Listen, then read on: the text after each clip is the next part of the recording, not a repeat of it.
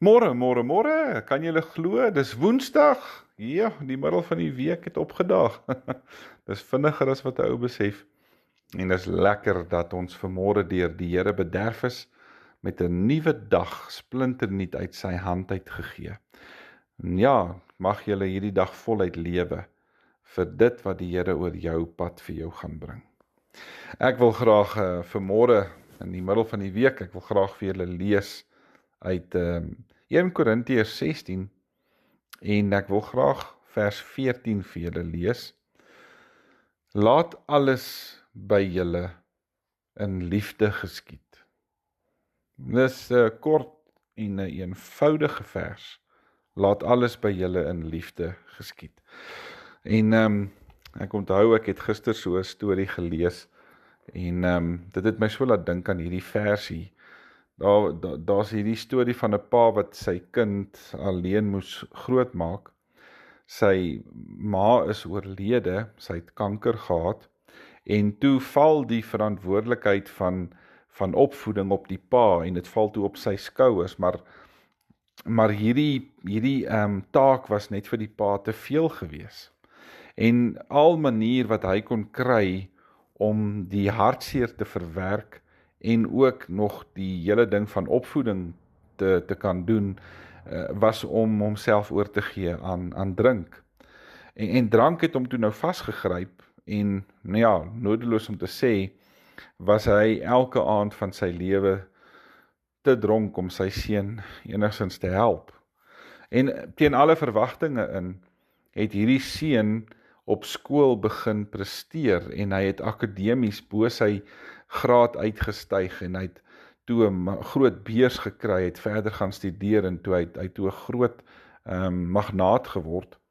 En eendag toe kom daar 'n joernalis na hierdie seun toe en die joernalis wou toe by hom weet, hoe het hy dit reg gekry om deur die trauma van sy kinderjare te kom en dat hy dit kon verwerk en dat hy uiteindelik is waar hy vandag is. En die seun antwoord toe, wel ek het baie keer in die aande het ek snikkend en huilend gaan slaap, want ek het nie geweet of my pa die volgende dag sou wakker word nie.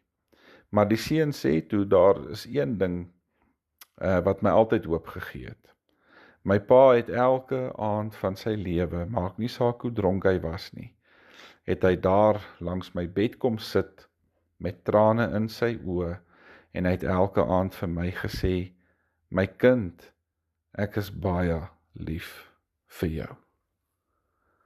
So, al was die dade van die pa nie dieselfde as die woorde wat hy geuiter het nie.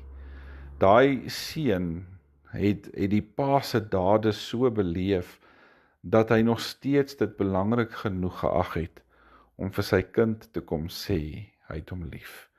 En daai woorde het hom deur die lewe gevat, en dit het hom ook laat glo, dat daar tog iets goeds van alles kan kom. En weet julle, die liefde gee hoop, nê? Dit skep altyd 'n verwagting, en dit laat ons glo, en dit laat die lewe vir ons goed lyk, en mag ek en jy dan elke dag ons liefde teenoor ander mense uitspreek, en mag ons dit leef, want dalk plant ons op so 'n manier, klein saadjies van hoop in hulle lewe, daar waar die grond vir hulle al brak geword het, en waar die lewe vir hulle suur is. Dis net daai een blyk van liefde, wat ander soms nodig het om hulle op te tel, sodat hulle weet, alles sal tog op die einde uitwerk. Kom ons maak ons oë toe, dan bid ons. Hemelse Vader, ek wil 'n hoopuitdeler wees, maar saam met dit wil ek ook saam met Paulus vra, dat ek alles wat ek doen in liefde sal doen. En daarom vra ek dat U my vandag daarmee ook sal help, tot die eer en verheerliking van Jesus Christus ons Here. Amen. Baie dankie julle, julle moet 'n wonderlike en 'n geseënde dag verder hê. Môre praat ons weer. Totsiens.